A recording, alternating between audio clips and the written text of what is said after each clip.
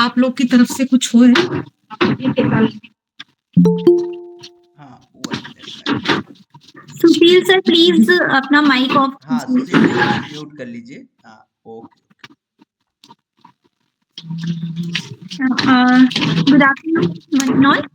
I'm Sakshi, research भैया scholar जी BHU, and today the second session of the national level workshop on research methodology. And today's topic of the session is the introduction to research methodology. And our guest speaker is Dr. Amna Mirza ma'am.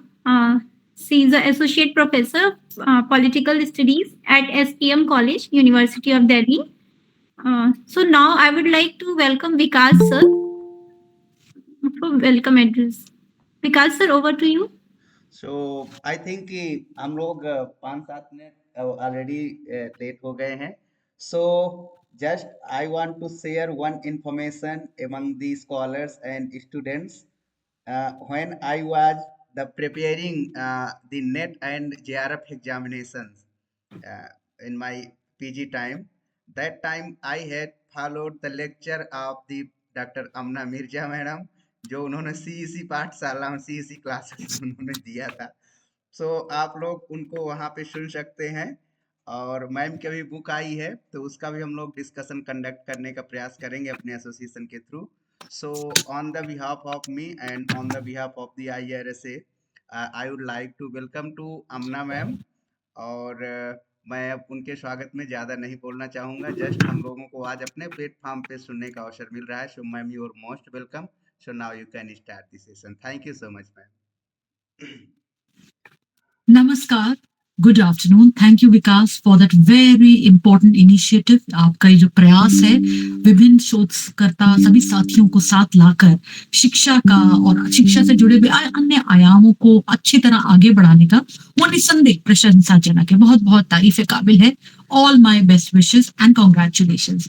आपने जो बताया कि आपने हमारे CEC पे व्याख्यान सुनकर net की तैयारी या नेट की परीक्षा में अच्छा करा, ये जानकर बहुत ही खुशी हुई. क्योंकि एक शिक्षक के लिए एक शिक्षाविद के लिए सबसे महत्वपूर्ण यही चीज होती है कि उसने जो ज्ञान के प्रति, तालीम के प्रति जो मेहनत करी है, उससे कुछ अच्छा फल उभर कर आया है. धन्यवाद, बहुत बहुत धन्यवाद. आज का वंस अगेन मैं आप सभी युवा साथियों को, क्योंकि मैं सदा मानती हूँ कि जो टीचर स्टूडेंट का रिलेशन होता है कि डेमोक्रेटिक रिलेशन होता है. जिस प्रकार से मैं आपको आज कुछ बात बताऊंगी, उसी प्रकार से मेरे लिए भी ये दायित्व बनता है कि मैं आपके विचारों से जानूं. और क्योंकि ज्ञान एक ऐसी प्रवाह है जो कभी रुकना नहीं चाहिए. Knowledge is such a stream that should never stop. And most important, knowledge does not, it cannot be fit in the aspects of boundaries.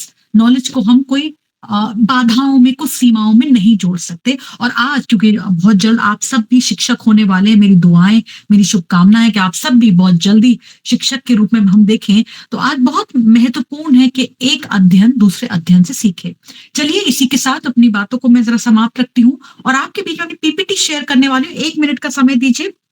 आज का जो हमारा विषय है उसके साथ मैं आज आपके बीच अपने ये विचार रखने वाली हूँ. क्या आप सब लोग मुझे बता सकते हैं कि मेरी PPT आपको स्क्रीन पर दिख रही है? थोड़ा सा इमोजी से दिखा दे. धन्यवाद. धन्यवाद. तो धन्यवाद अंजलि जी, धन्यवाद. ओके, अब देखिए आज का जो विषय, and I will be bilingual, मैं दोनों भाषाओं में बात करती हूँ. वैसे मैं इंग्लिश, हिंदी, उर्दू, मलयालम में लिखती हूँ और बोलती हूँ, लेकिन आज के व्याख्यान के लिए मैं केवल 2 भाषाओं में, अंग्रेजी और हिंदी, आप सबके बीच अपनी बात रखूंगी. आज का जो विषय जो आज की वर्कशॉप में आपने हमें दिया है, इंट्रोडक्शन टू रिसर्च मेथोडोलॉजी. जो हम अनुसंधान की जो पद्धति के बारे में बात करेंगे, उसके परिचय हेतु कुछ आज हम लोग विचार रखने वाले हैं. देखिए, जब भी हम रिसर्च करते हैं, it's very important to have a plan. और एक शोधकर्ता के नाते, क्योंकि मैं भी एक टीचर हूँ, मैं भी जब तक जीवित हूँ, जब तक कलम किताब के साथ जीवन का साथ है, शोध को ये हमारा दाना पानी इसी से ही है. So again, to address amongst you all, आप सबके समक्ष जो मैं बात करने वाली हूँ, the lecture plan. Let's understand कि आज हम क्या बात करने वाले हैं. First of all we will try to understand what is research, what is methodology. ये कोई किताबी शब्द नहीं है, बल्कि इनको सरलता से समझना जानना बहुत महत्वपूर्ण है. Then elaborating on the nature of research methodology. उसी के साथ महत्वपूर्ण है कि आज हम सब लोग जाने, after we understand research, which is a different term, then we understand methodology, another different term.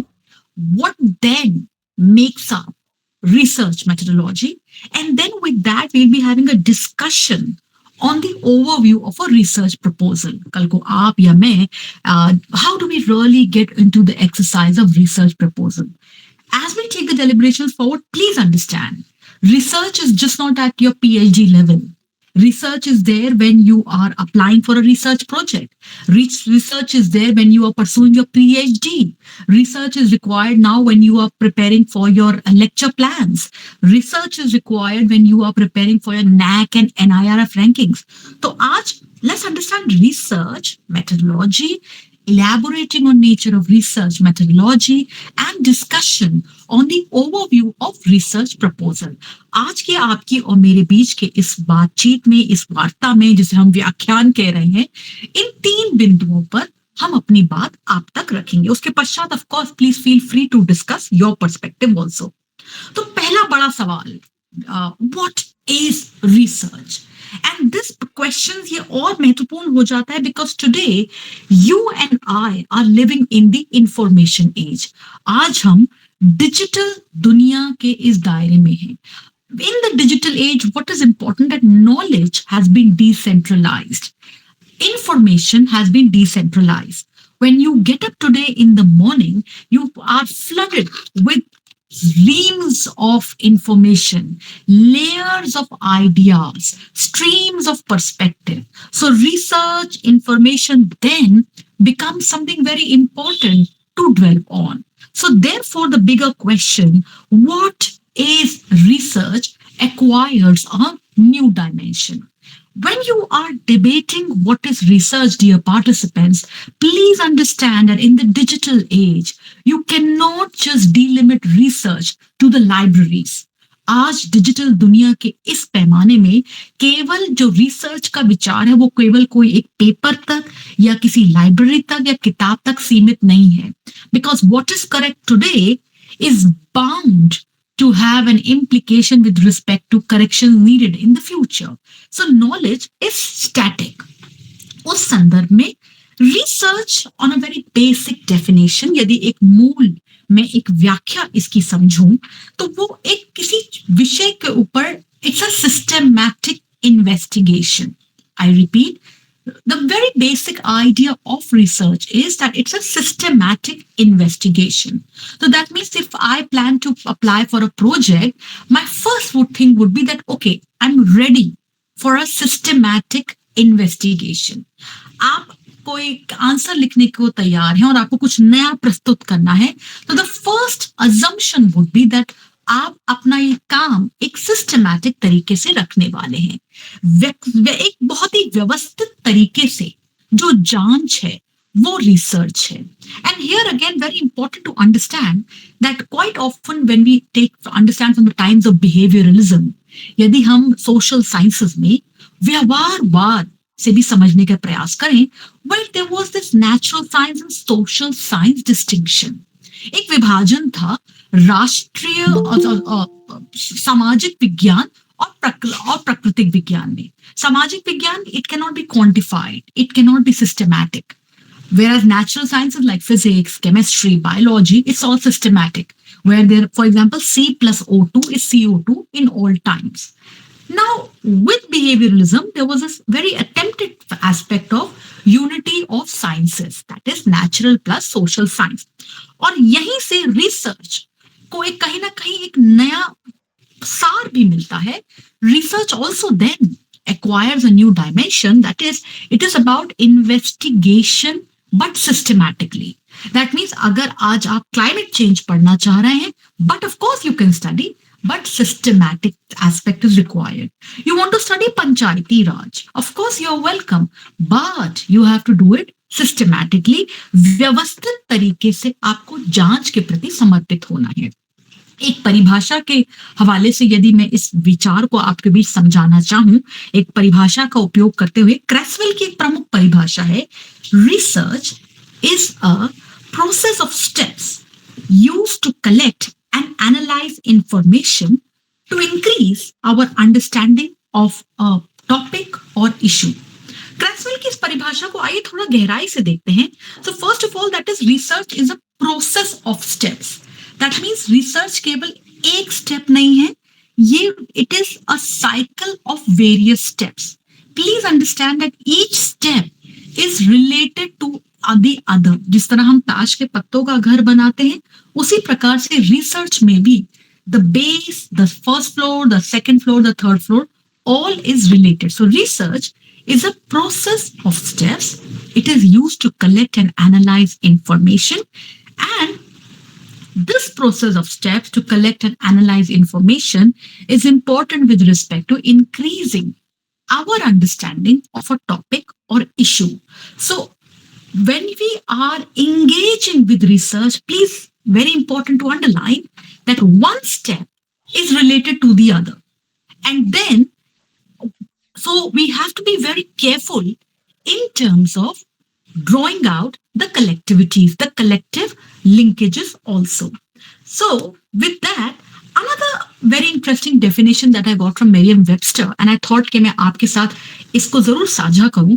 And why I'm talking about Merriam-Webster and Collins Dictionary, because in research there is a very important component of definitional clarity. I repeat, definitional clarity. जब आपको किसी concept का मूल अर्थ स्पष्ट तरीके से पता होता है, तभी आप उस concept को एक variable, एक constant के रूप में अपने शोध में उपयोग करते हैं. And definitional clarity, dictionaries are very important. So Merriam-Webster कहता है research is a studious inquiry or examination. ये एक अध्ययनशील पूछताछ है.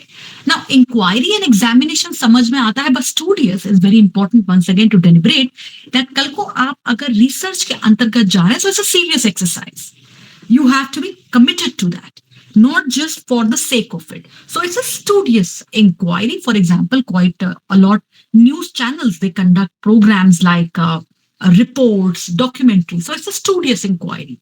Today, OTT is flooded with documentaries from Lapata Ladies to Panchayat Season 4, but it's a studious inquiry. That means आपने एक विषय को गहराई से पढ़ा है और वो पूछताछ केवल हवा में नहीं है, वो एक अध्ययन के प्रति, एक समर्पण के प्रति हुई है. That's why Peyton, another very important definition of research that I got and I thought I must share with you all, process of looking for a specific question in an organized, objective, reliable way. Very important to understand that you have to look at the question in an organized, objective and reliable way. See, we as humans, हम सब नहीं पढ़ सकते, हमें कुछ अध्ययन करना है. And this is why when I look at organized, objective and reliable way, it becomes important to deal with the research aspect. Now, when I talk about organized, objective and reliable way, this has a huge implication for my method that I do, जो मैं पद्धति का उपयोग कर रही हूँ. तो जो पहला मेरे सामने एक विचार था कि रिसर्च क्या है, for that I have answered, it's a studious inquiry. एक बहुत ही अध्ययनशील पूछताछ है.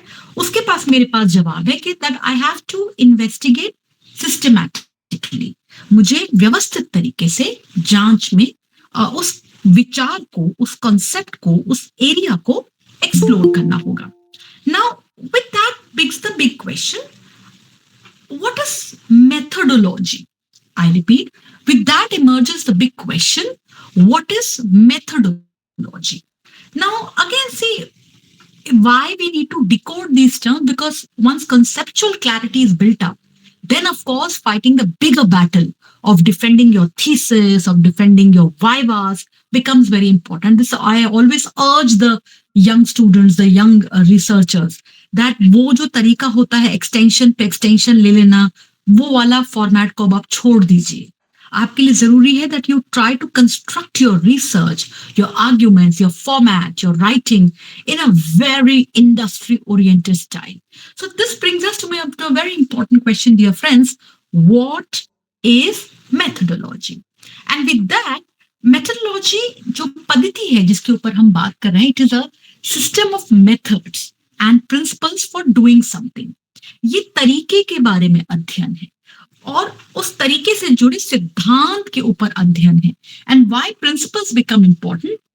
Because in your PhD viva, because when you are going to apply for a research project or grant, you are asked, on what basis have you selected certain methods?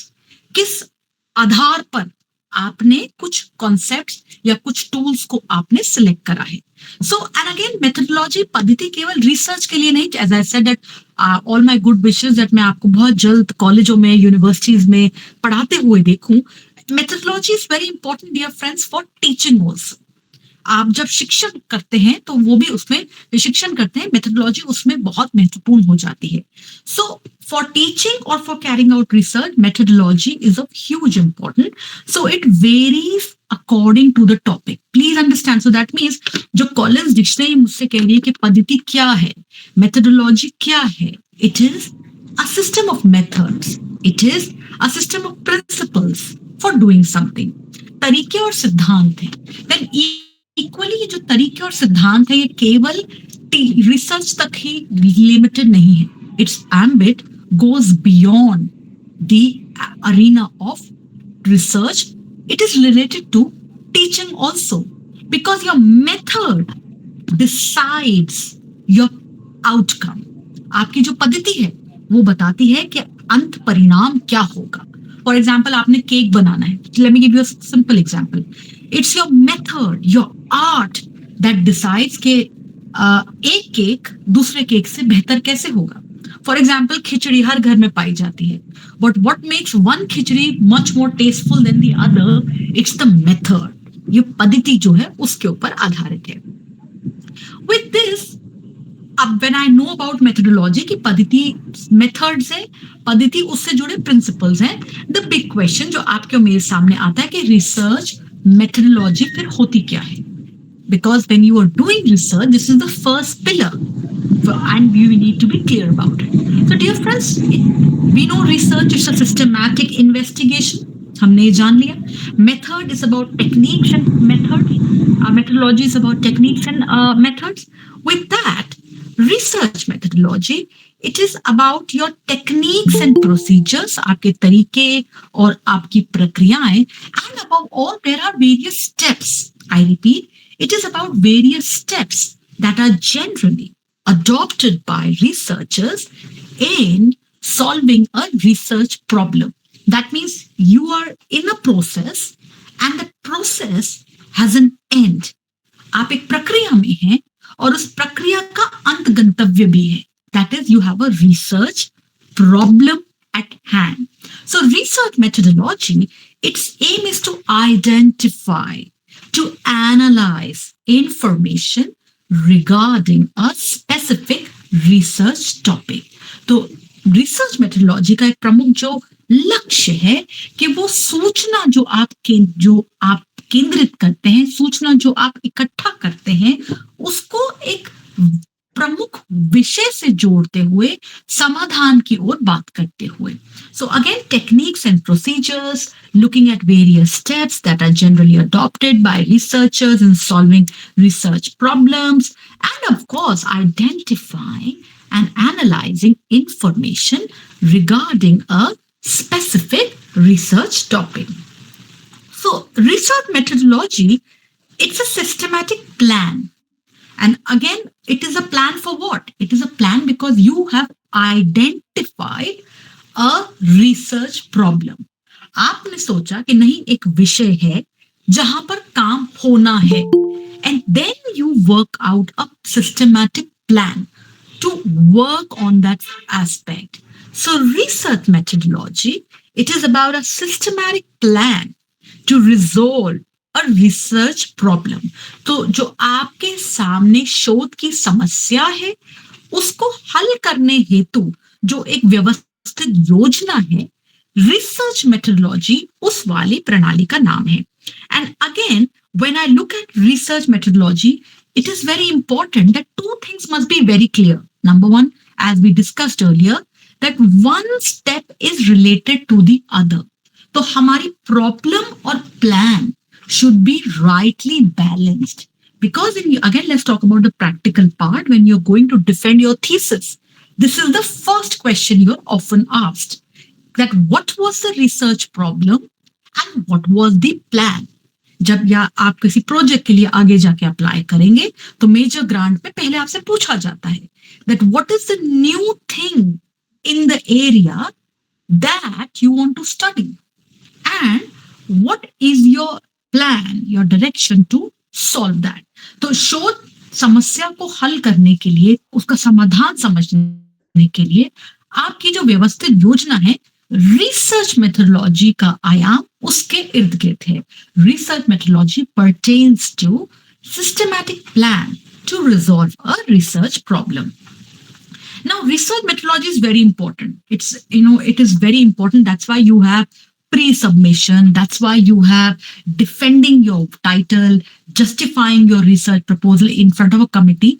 And this is where research methodology becomes important because it is essential for research legitimacy. कहीं ना कहीं शोध की जो वैधता है, उसके लिए रिसर्च मेथोडोलॉजी पर्याप्त होना महत्वपूर्ण हो जाती है. That is, you can't just study everything under the earth.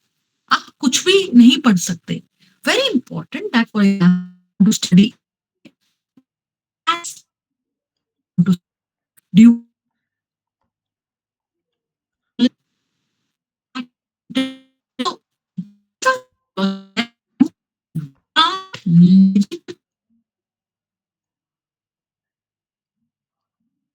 Again for social sciences it becomes very important. Natural science में तो ये काफी डिबेट भी होता है. For example, when you look at their research with respect to new operations, with respect to new laboratories, all that. But in social science it becomes very important because our laboratories are human beings. Our laboratories are polity, society, and economy.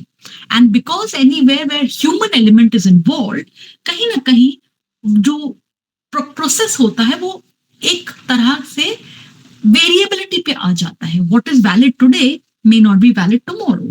So that's why to grant some degree of scientific tenor to your research findings, scientifically sound findings के लिए, it's very important to have a research methodology plan. So, and then this research methodology, it then emerges as a detailed plan to track research. I repeat, a detailed plan to track research. So it is about research structure, way of data collection, means of data analysis. So research methodology, somewhere it is presenting very important insights. And most important, once you're clear with your research methodology, it helps you to make logical conclusions. तो research की जो पूरी पद्धति है, इसको गहराई से हमें समझना चाहिए हमारी रिसर्च को एक वैधता के स्तर पर लाने के लिए, to grant a degree of legitimacy to our research in order to ensure scientifically sound findings, and for it's very good always to have a detailed plan to track research. And above all, आप हवा में तीर नहीं चलाते. जब आप युद्ध में जाते हैं तो अस्त्र और शस्त्र का ज्ञान होना चाहिए आपके पास. तो similarly, your research structure, your way of data collection, your means of data analysis, making logical conclusions, all of this is related to your research methodology. Now, when I talk about research methodology, it is then equally, it is very important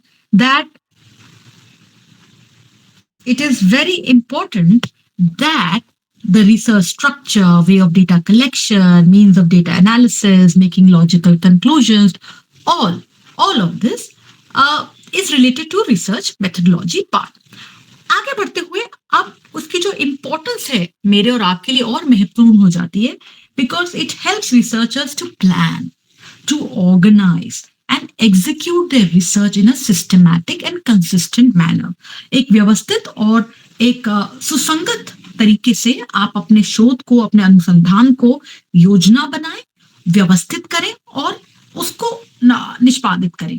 थोड़ा सा मैं यहाँ पर आप सबका और ध्यान चाहूंगी, because see today research exist in the digital world and that's why जब मैं ई ज्ञान कोश पे जाती हूँ, या जिसकी जिक्र विकास जी ने भी करा कि उन्होंने हमारे सीईसी पे व्याख्यान सुने, या यदि मैं अपनी पीएचडी को अपलोड करती हूँ, please understand in the digital age knowledge is decentralized.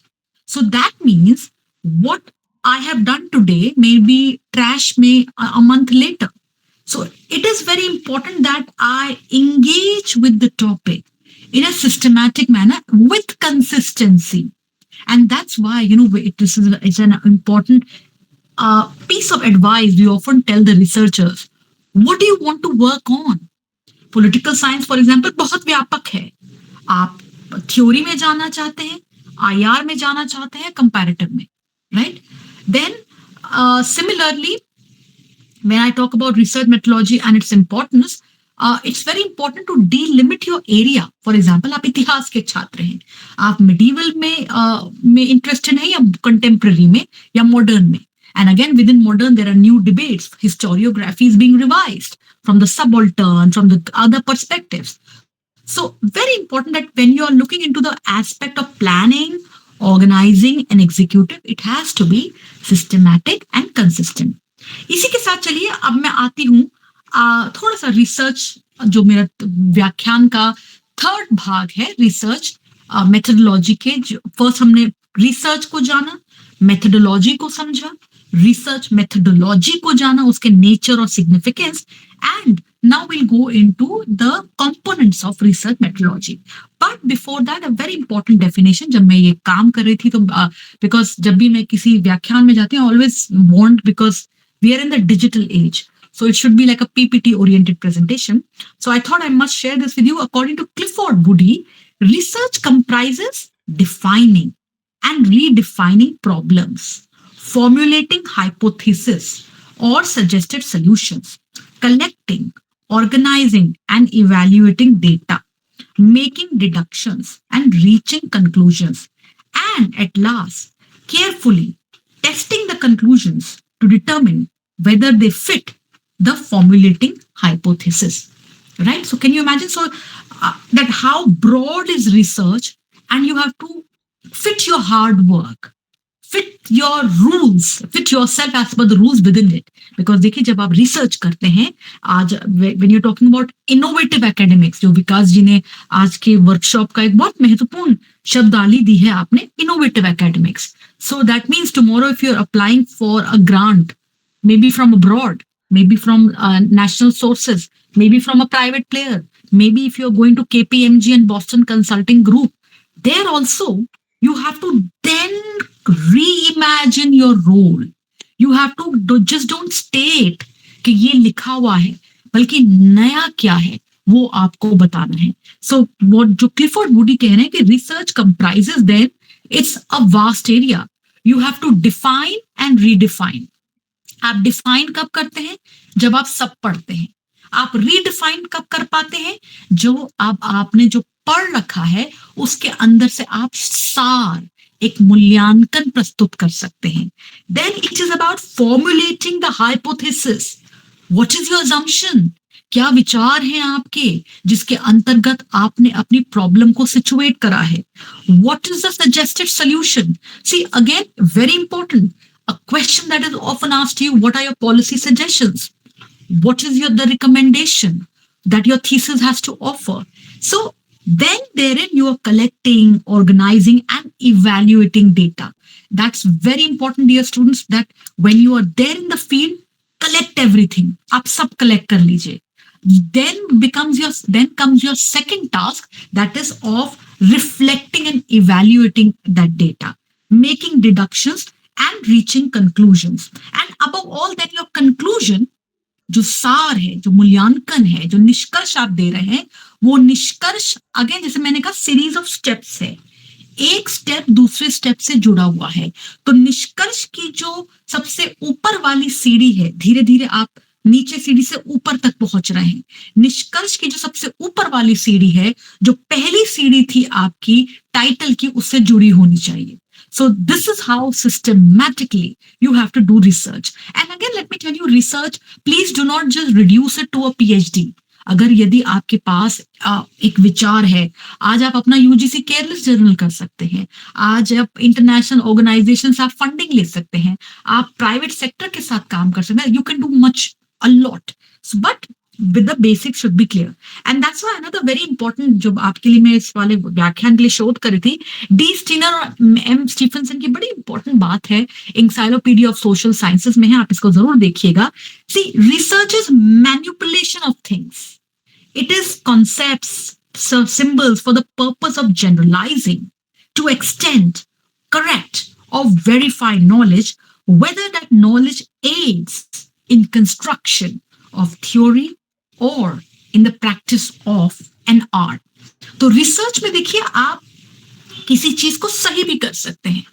यदि आपके पास फॉर एग्जांपल आज एक बहुत महत्वपूर्ण विषय है, जब हम इलेक्शन एनालिसिस को देखते हैं कि आप देखिए विभिन्न कंट्रीज में एआई का उपयोग हो रहा है इलेक्शंस को लेकर। AI gives humans the power of manipulation. AI gives a new impetus, a new rigor to research also, so that things in social science could be as precise as that of natural science.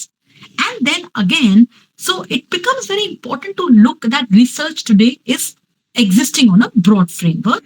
And so therefore research then it has to be original contribution to the existing stock of knowledge. ज्ञान भरपूर है, विश्व जो हमारी libraries हैं, जो हमारा internet है, जे स्टोर है, भरपूर है ज्ञान वहां पर, लेकिन आप कुछ नवीन क्या प्रस्तुत कर रहे हैं?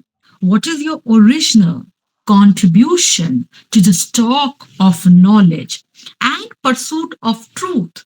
देखिए जब आप शोध कर रहे हैं तो आप सत्य के साथ हैं। ये बहुत महत्वपूर्ण है कि मौजूदा ज्ञान में आपको एक मौलिक योगदान देना है, ज्ञान की उन्नति के साथ आपको काम करना है और सत्य पर आधारित होना चाहिए। ये बहुत आपके विचार कोई भी हो, लेफ्ट राइट सेंटर, आपको वो आप तक है, लेकिन सत्यता के साथ, वेरी इंपॉर्टेंट। देखिए एक एकेडमिक को विभिन्न विचारों से ज्ञान करना है, जो अच्छा है उसको अपने अंदर आपको समा लेना है, right. And again do remember, what may be valid today may not be valid tomorrow.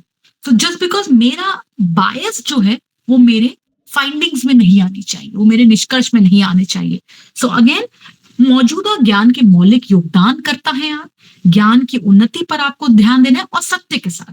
With that, so the nature of research methodology, it's an academic activity, dear friends, young friends, but it is used in a technical sense. इसी के साथ मैं थोड़ा सा यहाँ पर एक अंतर आपके बीच रखना चाहती हूँ।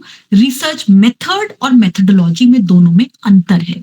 ये शब्द क्योंकि स्टूडेंट्स हमेशा साथ साथ उपयोग करते हैं, तो मैं बताना चाहती हूँ रिसर्च मेथडोलॉजी और रिसर्च मेथड में अंतर है। और जब हम दोनों की बात करते हैं, रिसर्च मेथडोलॉजी और रिसर्च मेथड की जो अंतर की बात कर रहे हैं, मेथड में केवल आप स्पेसिफिक टेक्निक या टूल जो आप डेटा गैदर करने के लिए उपयोग करेंगे उसके बारे में बात करेंगे, लेकिन मेथडोलॉजी में क्या होती है, आपकी स्ट्रैटेजी क्या है। उदाहरण के लिए यदि आप युद्ध पे जा रहे हैं, मेथड में कि आपने तलवार करना है, आपने पहले सेना को आगे भेजना है, आपने पहले चढ़ाई करनी है, ये मेथड है।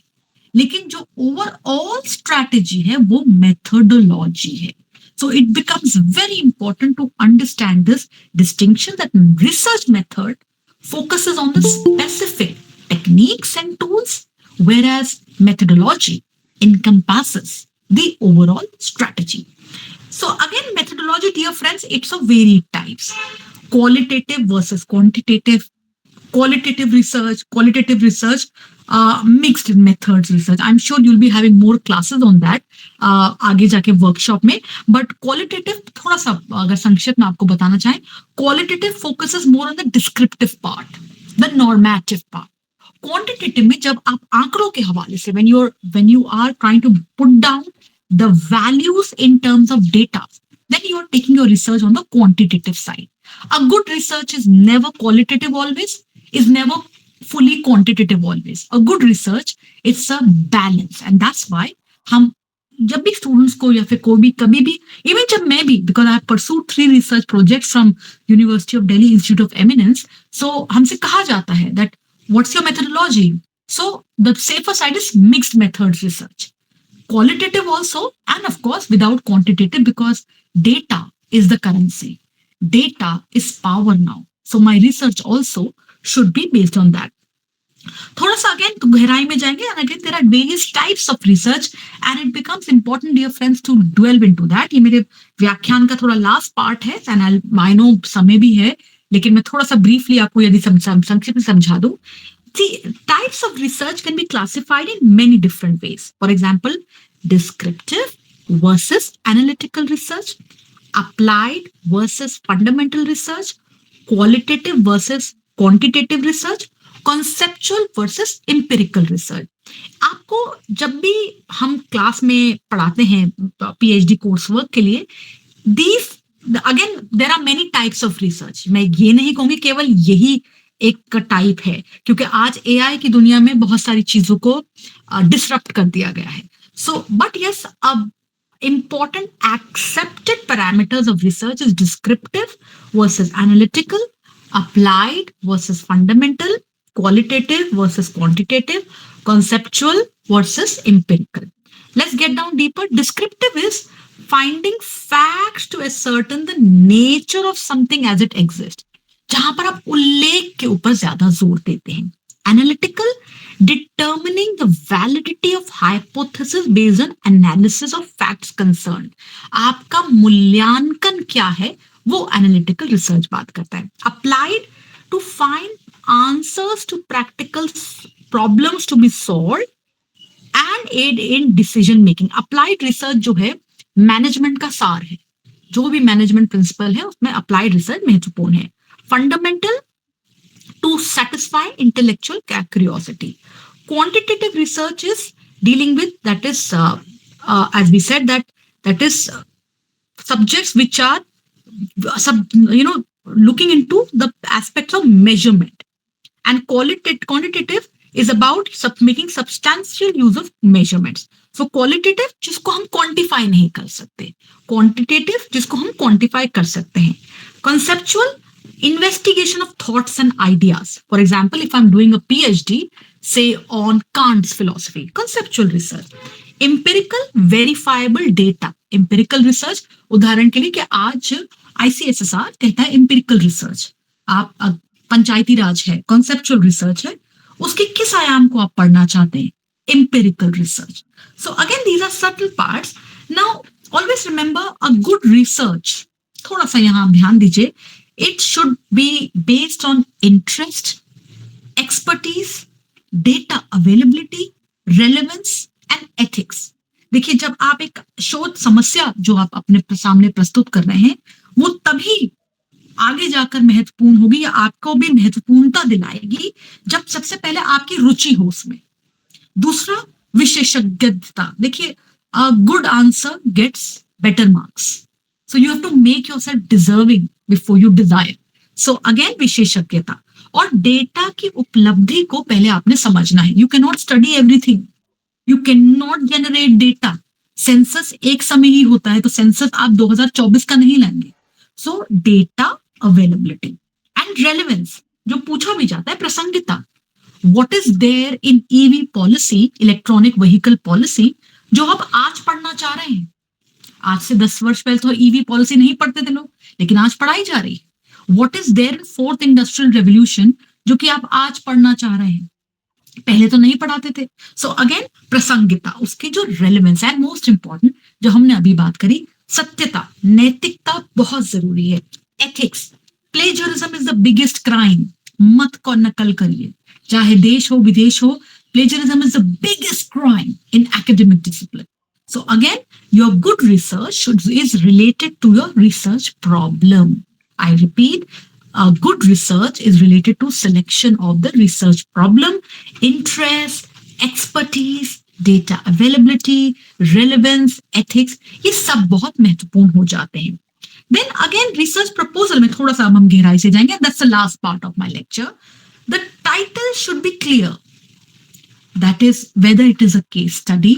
अगर केस स्टडी है तो कौन से समय से कौन से समय तक. Title should not be more than 20 words.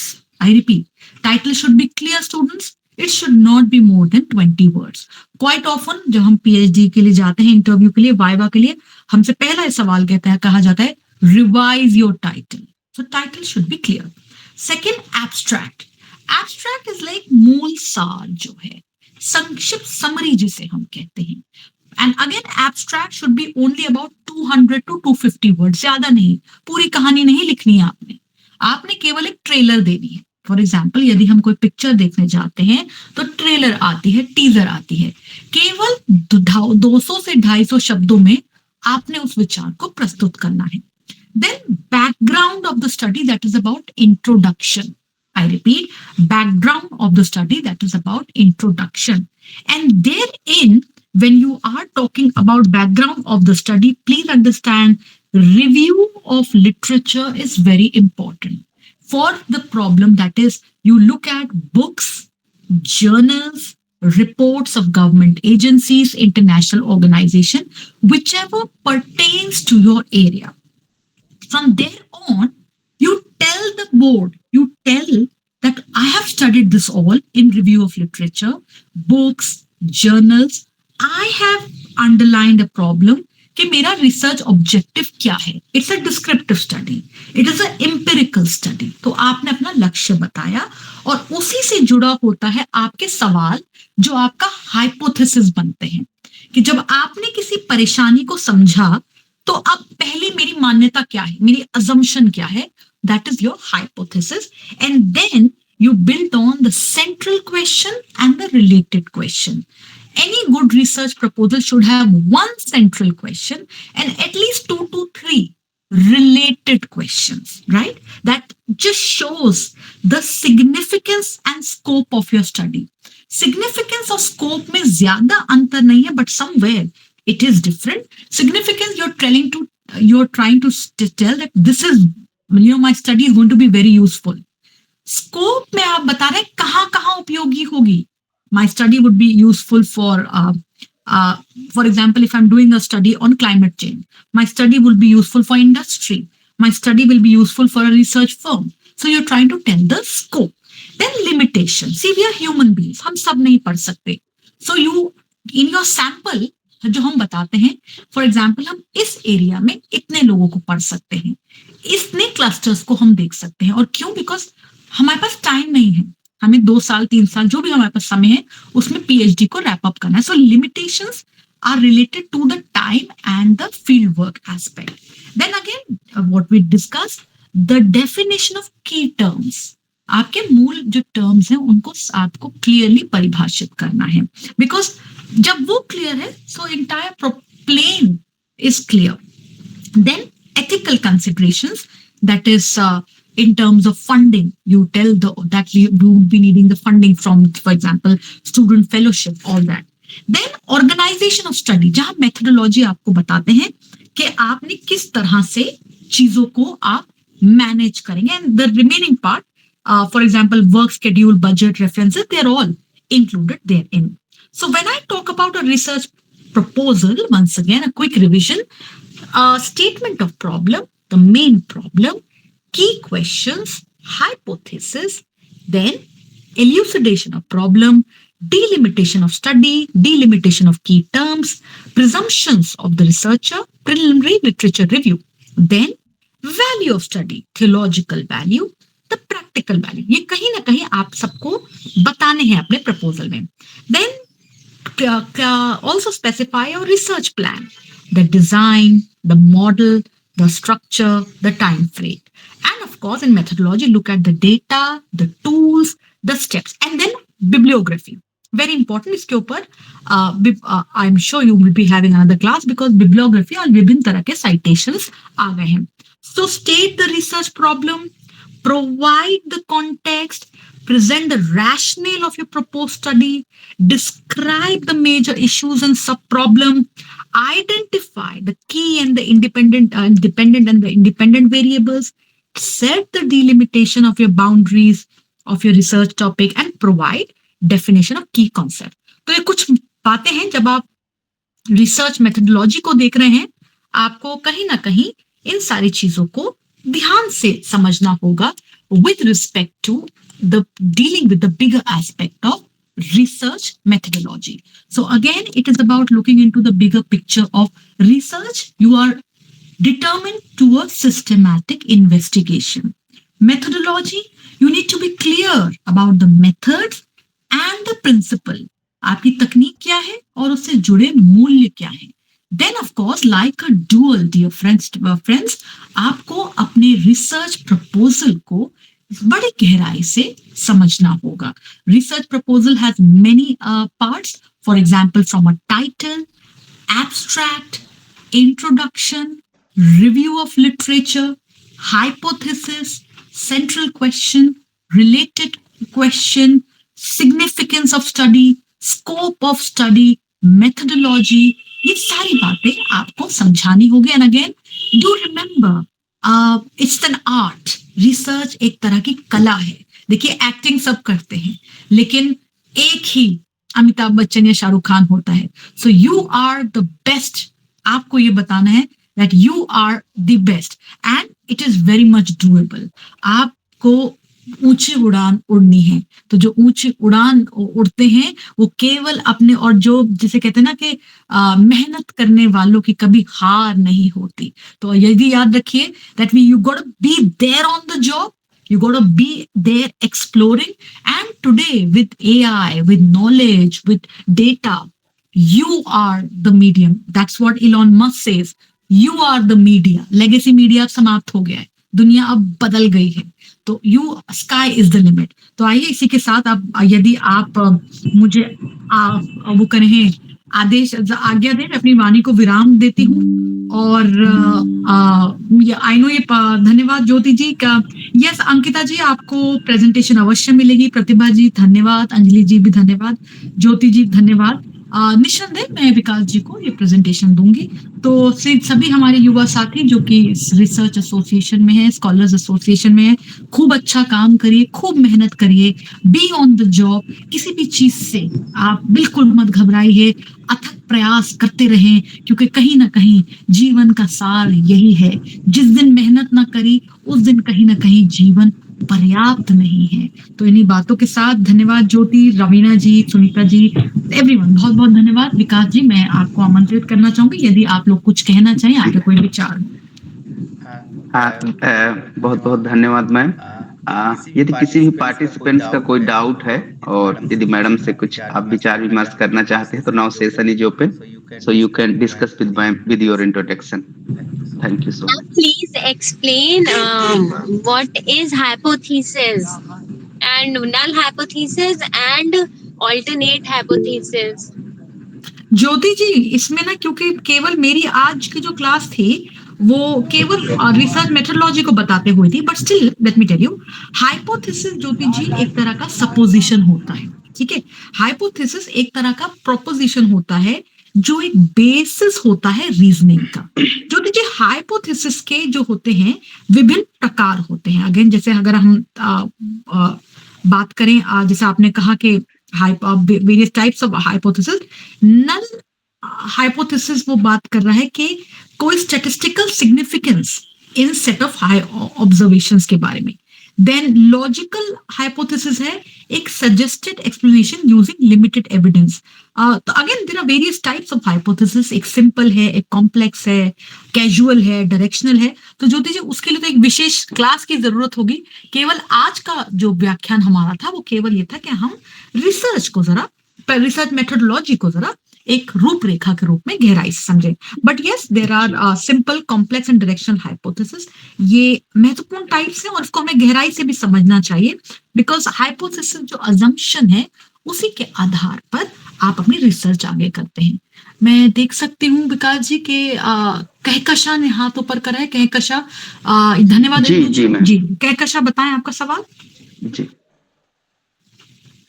Ma'am आप म्यूट अनम्यूट करिए sorry good evening everyone. Ma'am actually मेरा सवाल जो है डेटा कलेक्शन को लेकर है, क्या मैं पूछ सकती हूँ? मुझे थोड़ा डाउट आ रहा है।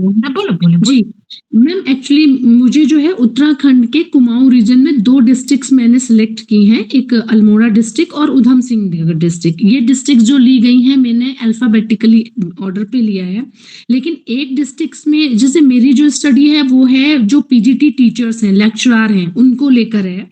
उनका जॉब सेटिस्फेक्शन मुझे चेक करना है। इसके साथ साथ 3 वेरिएबल्स और हैं। अब मुझे थोड़ा सा डाउट ये हो रहा है कि मैंने इसमें जो एक स्ट्रैटिफाइड रैंडम सैम्पलिंग का इस्तेमाल मैं कर रही हूँ। एक डिस्ट्रिक्ट में मेरे 7 ब्लॉक हैं, दूसरे डिस्ट्रिक्ट में मेरे 11 ब्लॉक हैं। इनके आधार पर जब मैंने पूरे टीचर्स और डीई ऑफिस से लिस्ट निकाली है, सरकारी स्कूल्स का और प्राइवेट स्कूल दोनों को मिला के जो टीचर्स आए हैं मेरे, वो मेरे 3,500 करीब पूरे टीचर्स आ रहे हैं। लेकिन अगर जैसे मैं प्लेन एरिया में जाती हूँ, रुद्रपुर के एरिया में जाती हूँ, मुझे गवर्नमेंट और प्राइवेट जो है एक ही ब्लॉक में से अगर मैं चाहूँ तो मुझे 200 टीचर्स मिल जाएंगे। ओके। और लेकिन वही मेरा जो हिली एरिया है अल्मोड़ा, वहां से मुझे मोस्टली ज्यादातर ब्लॉक्स कवर करने पड़ेंगे लेने के लिए। तो अब मुझे परेशानी ये आ रही है कि मैं इस सिचुएशन में रेशियो रखूं ब्लॉक्स का, या फिर मैं बिना रेशियो के भी उठा लूं? रेशियो तो ऐड करना पड़ेगा कहीं कशा, क्योंकि देखिए जब हम ये आपके पूरे ये आप स्ट्रैटिफाइड रैंडम सैम्पलिंग की बात कर रहे हैं, क्योंकि जब आप अपने सैंपल को, अपने पॉपुलेशन को स्मॉलर सब ग्रुप में डिवाइड कर रहे हैं, एंड अगेन ये जो स्ट्राटा, क्योंकि एजुकेशनल अटेनमेंट के तरीके से आप जानना चाह रहे हैं, तो यहाँ रेशियो और स्टैटिस्टिक्स आपको ऐड करने पड़ेंगे, ताकि आप अपने जो काम आप कर रहे हैं, जो आप फॉर एग्जांपल यहाँ पे रूरल अर्बन डायनेमिक भी तो आ रहा है कि एक जगह से आपको ज्यादा मिल रहा है, एक जगह से आपको कम मिल रहा है। सो इन ऑर्डर टू शो के रूरल एरिया से भी जहाँ पे शायद आपके पास सैंपल कम आ रहा है as compare to urban area जहाँ सैंपल ज्यादा आ रहा है, आप ये जस्टिफाई करेंगे दोनों का रेशियो जो है वो कहीं ना कहीं समान रूप से बैठ रहा है। बिकॉज यहाँ पे देखिए एज ए रिसर्चर आपकी एक लिमिटेशन है कि आप पॉपुलेशन जो स्ट्राटा है उसको तो कंट्रोल नहीं कर सकते, उस नंबर को आप केवल अध्ययन कर सकते हैं उसका नंबर का। तो Kahkashan ji you have to add ratio to that. Okay, अच्छा रेशियो में क्या मैम ऐसा हो सकता है कि 48, 49 या फिर मुझे सब जगह 50-50 करना पड़ेगा? थोड़ा सा यहाँ पर आपको जो आप डेटा कलेक्ट कर लें तो अपने रिसर्चर के साथ बैठकर अगर आप इसको गहराई से देखें, that how do you justify कि उसको 48 to 49 इस तरह से करते हैं। यहाँ कंप्लीटली आपके और आपके रिसर्चर के बीच की बात है। अच्छा, मैं और अगेन इस पर आई एम श्योर आपके अन्य क्लास भी होंगी, क्योंकि अश्वनी जी आपने हाथ ऊपर किया था। यदि कुछ साथियों का कोई बात हो तो आप चैट बॉक्स में रख सकते हैं, कोई फीडबैक हो तो आप चैट बॉक्स में रख सकते हैं। अश्वनी जी कुछ कह रहे थे आप? Yes ma'am, actually very good evening ma'am.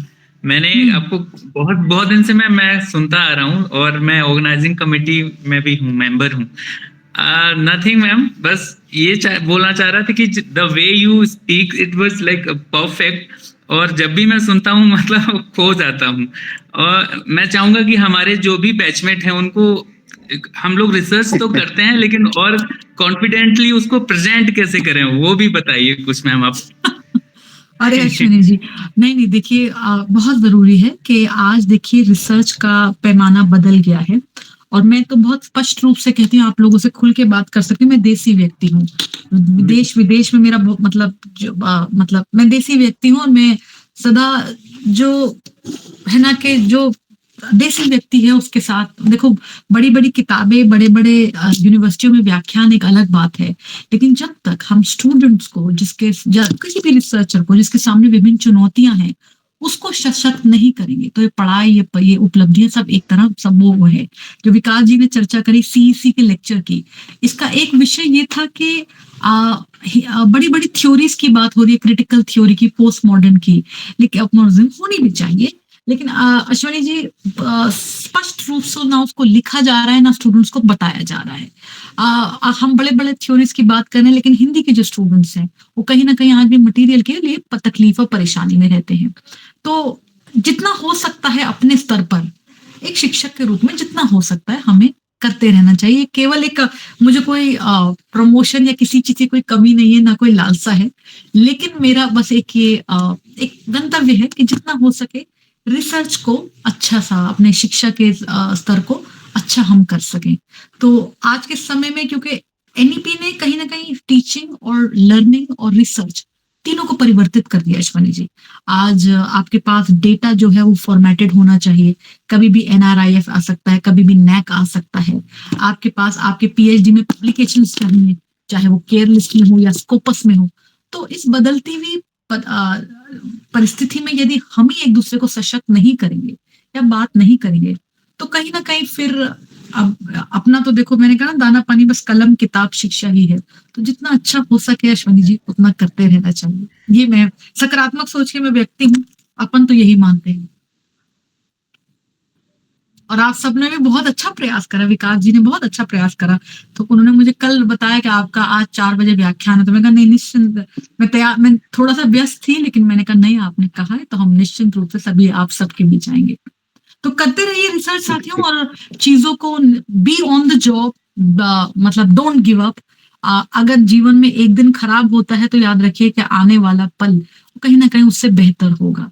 So be on the job, never give up, be always smiling, और मोस्ट इंपॉर्टेंट स्वस्थ रहिए, हंसते मुस्कुराते स्वस्थ रहिए। आजकल जीवन बहुत बदल गया है, हम सब लोग जिसको नहीं समझ पा रहे, और अच्छा काम करते रहें, यही सबसे महत्वपूर्ण है।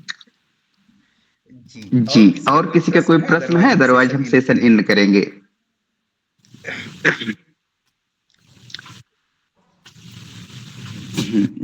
चलिए ठीक है। So now I would like to invite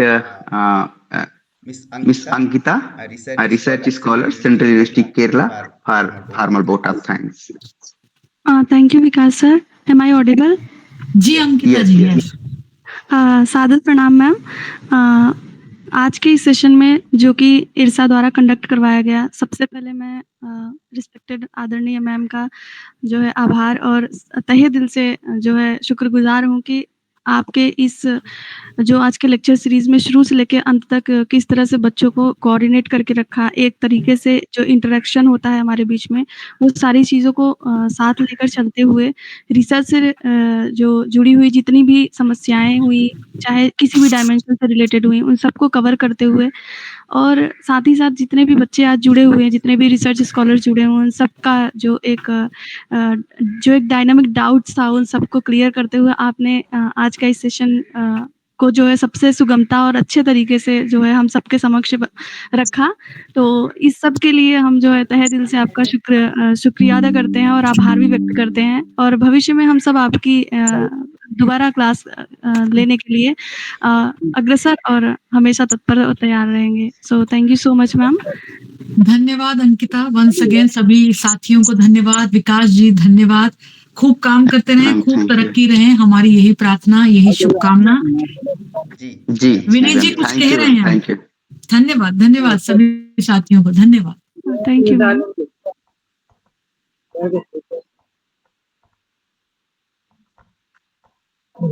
ma'am.